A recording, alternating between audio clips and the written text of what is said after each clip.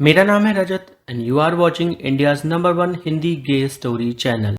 अमित ईशान को छोड़कर अपने घर चला गया था और उधर ईशान वो बस अमित के ख्यालों में था।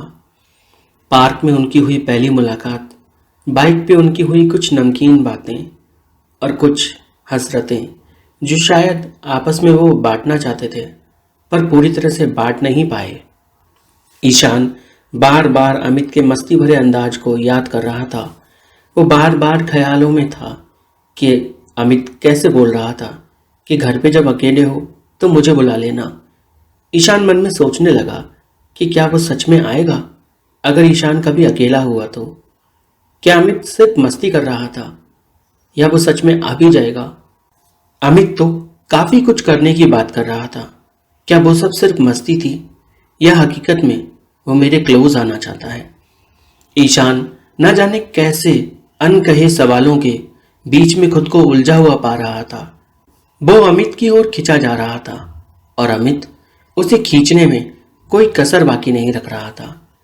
ईशान ने अपना फोन निकाला और व्हाट्सएप पे अमित को मैसेज किया। पूछा, घर पहुंच गए क्या? अमित ने तुरंत रिप्लाई दिया, हाँ घर पर हूं, बताओ क्या हुआ। ईशान ने लिखा, नहीं कुछ भी नहीं, बस ऐसे ही मन किया। अमित ने तुरंत शरारत भरे अंदाज में मैसेज किया, क्या मन किया मुझे भी बताओ ना, जो तुम्हारा मन किया वो हम साथ में करेंगे। ईशान ने टाइप किया, अरे अरे कुछ भी नहीं, बस तुमसे बात करने का मन था, इससे ज्यादा और कुछ नहीं। अमित बोला, पक्का कुछ भी नहीं? ईशान ने भी टाइप किया, नहीं कुछ भी नहीं, बस तुमसे बात करनी थी। अमित ने तुरंत कॉल लगा दिया। ईशान बुरी तरह से हड़बड़ा गया। उसने कॉल तो रिसीव कर ली पर उसके मुंह से अब शब्द नहीं फूट पा रहे थे। अमित बार बार पोक कर रहा था, हेलो हेलो, कुछ तो बोलो, इतना क्या चुप्पी साधे हुए हो, ऐसा क्या बोलना है तुम्हें, अब बोल भी दो। और ईशान एकदम खामोश था। हिम्मत जुटाते हुए ईशान बोला, अरे नहीं यार, बस तुम्हें थोड़ा मिस कर रहा था। अमित ने कहा, मिस कर रहे थे? अभी तो हम मिले, जस्ट अभी तो मैंने तुम्हें तुम्हारे घर छोड़ा, बताओ मिस कर रहे थे क्यों? ईशान सोच में था, फिर बोला, पता नहीं, बस तुमसे बात करने का मन कर रहा था। अगर तुम फ्री हो तो क्या हम बात कर सकते हैं? अमित हंसने लगा और बोला, फ्री तो मैं नहीं हूं, लेकिन हाँ तुम्हारे लिए टाइम हमेशा निकाल सकता हूं, ये बात तो है। ईशान ने कहा, थैंक यू। अमित बोला, इसमें थैंक यू की क्या बात है, कभी थोड़ा मौका दो हमें भी सर्विस का, तुम्हें भी खुश कर देंगे हम। ईशान ने कहा, क्या कहना चाहते हो तुम? अमित बोला, नहीं नहीं कुछ भी नहीं। ईशान ने कहा, नहीं नहीं बोलो बोलो, उस समय बाइक पे भी तुम कुछ बोल रहे थे, अब बताओ क्या सर्विस करोगे तुम मेरी? अमित चुप हो गया। वो मस्ती कर रहा था पर ईशान ने सीरियस ले लिया। अमित बोला, अरे नहीं यार, बस मजाक कर रहा था। ईशान ने कहा, नहीं तुमने कहा ना तुम सर्विस करोगे मेरी, अब तुम बता भी दो क्या सर्विस करोगे, तुम आखिर करना क्या चाहते हो मेरे साथ, मैं भी तो जानूं, ताकि अगर मुझे अच्छा लगे तो मैं तुम्हें करने दूं। अमित ने कहा, यार जाने दो ना, क्यों बात के पीछे पड़े हो? पर ईशान तो पीछे हट ही नहीं रहा था। इस पर अमित जल्दी से कॉल को डिस्कनेक्ट करके भाग गया। ईशान फोन पर हेलो हेलो करता ही रह गया। ईशान मन में सोच रहा था, ये लड़का कब तक घबराएगा, अपने मन की बात कब तक नहीं कहेगा मुझसे। बाकी मस्ती तो बहुत करता है, लेकिन जब आज मैं सीरियस हुआ तो उसकी हवा निकल गई। उधर अमित का बुरा हाल था, वो मानो कांप सा रहा था। उसे उम्मीद नहीं थी कि ईशान इतना सीरियसली ले लेगा। अमित ने खुद से वादा किया कि वो ईशान से थोड़ा डिस्टेंस पर रहेगा। एक तो उसकी पुलिस की नौकरी, ऊपर से अगर किसी को पता चल गया कि वो गे है तो क्या होगा, ये सोचकर उसने ईशान से दूरी बना ली। ईशान उसे पूरे दिन मैसेज करता रहा। अमित ने उसके एक भी मैसेज का रिप्लाई नहीं दिया। रात में थक कर ईशान ने बस एक गुड नाइट का मैसेज डाला, जिस पर अमित का रिप्लाई आ गया, गुड नाइट। ईशान को बड़ा अजीब लगा कि आखिर इसे हो क्या गया। अभी तक तो ये इतना क्लोज था अचानक से ये इतना दूर कैसे हो गया? ईशान ने अमित को कॉल लगा दिया। अमित ने फोन नहीं उठाया। उसने खुद से फैसला कर लिया था कि वो ईशान से दूर रहेगा, पर ऐसा तो होना मुश्किल था ना। अमित ईशान से दूर भाग रहा था। उसने फोन साइलेंट कर दिया और सोने की कोशिश में लग गया, पर नींद तो अमित को आ ही नहीं रही थी। वो लगातार ईशान के बारे में सोच रहा था। उधर ईशान बेहद परेशान हो गया था कि आखिर अमित क्यों उसका फोन नहीं उठा रहा। रात के करीबन 1 बज गए थे। ईशान को अभी भी नींद नहीं पड़ रही थी। उसने सोचा वो अमित से जवाब तो लेके ही रहेगा। उसने जीने का दरवाजा खोला, छत पर गया और वहां पर वो बस अमित का वेट करने लगा। अमित की छत उसके घर से 4-5 घर दूरी थी। पहले तो उसने सोचा क्यों ना वो अमित की छत पे ही चला जाए और ऊपर से जाकर उसको आवाज दे दे, पर इतना समय हो चुका था तो इतनी रात में उसे सही नहीं लगा। उसे नींद नहीं पड़ रही थी।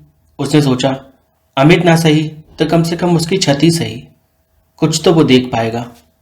ईशान को पता नहीं था कि अमित छत पे ही सोता था।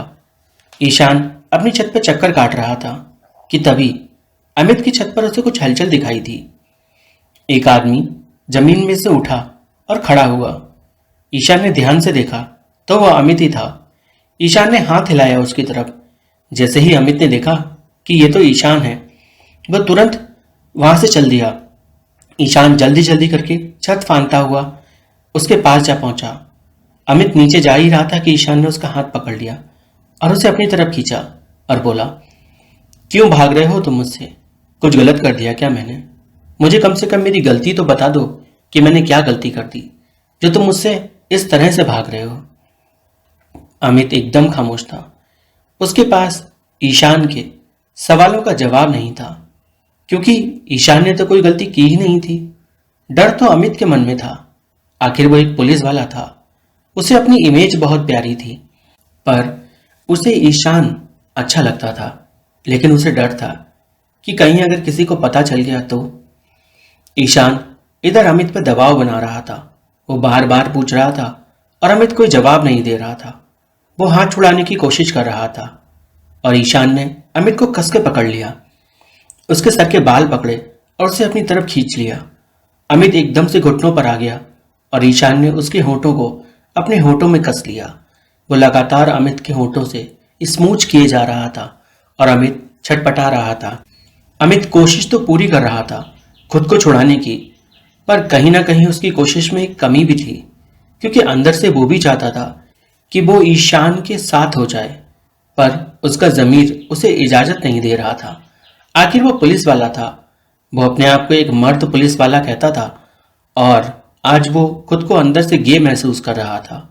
तो उसे ऐसा लगा जैसे उसकी मर्दानगी कुछ कम सी हो रही है।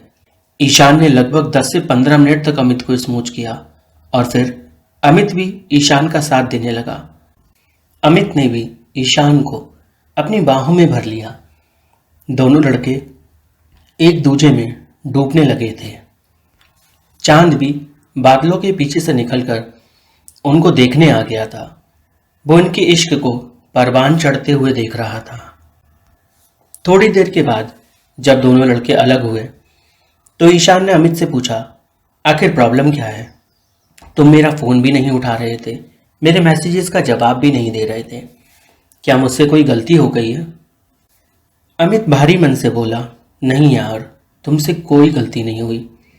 गलती तो मेरी है, क्योंकि मुझे डर लग रहा था। यहां तक कि अभी भी लग रहा है कि अगर किसी को तुम्हारे और मेरे बारे में पता चल गया तो मेरी इमेज का क्या होगा। सब मुझे मर्द समझते हैं, फिर सब मुझे। ईशान बोला, फिर सब तुम्हें क्या? क्या फिर सब तुम्हें?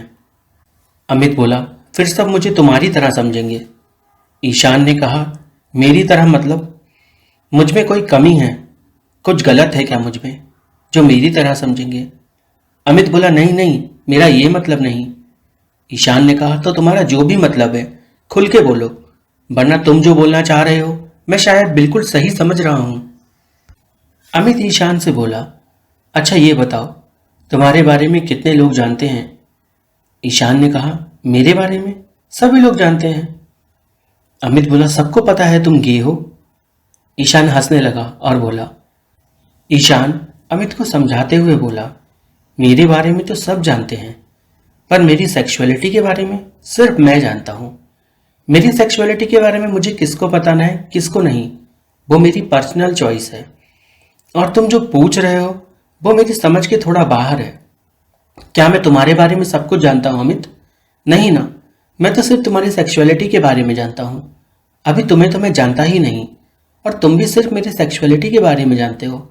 हाँ, हमने थोड़ी बात की है व्हाट्सएप पे।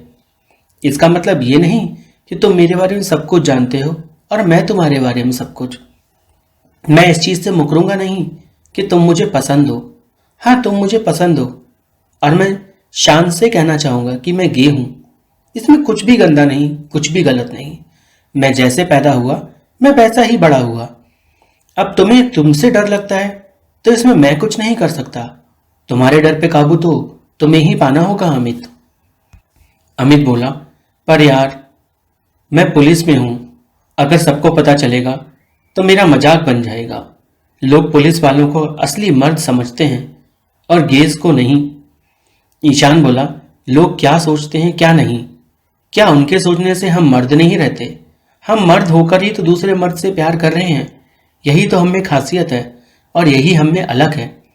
मैं तो अमित बस तुमसे इतना ही कह सकता हूं कि तुम खुल के जियो और दूसरों को भी खुल के जीने दो। जरूरी नहीं तुम हर किसी को अपनी सेक्सुअलिटी के बारे में बताते फिरो। मैंने अभी तक किसी को नहीं बताया, सिर्फ तुम जानते हो और मेरे कुछ वो दोस्त जिनकी फोटो ना मैंने कभी देखी है ना उन्होंने कभी मेरी। तो फिर भला इतना सोचना क्या और डरना क्या? अमित ने हाँ में सर हिलाया, पर उसके अंदर का वो पुलिस वाला मर्द बार बार उसके रास्ते में आकर खड़ा हो रहा था। अमित समझ तो चुका था कि जीना कैसे है, पर उस जीने के लिए उसे बहुत ज्यादा हिम्मत की जरूरत थी जो उसे ईशान से मिलने वाली थी। कहानी में आगे क्या हुआ जानने के लिए चैनल को सब्सक्राइब करिए, वीडियो को लाइक कीजिए और कमेंट करना मत भूलिएगा।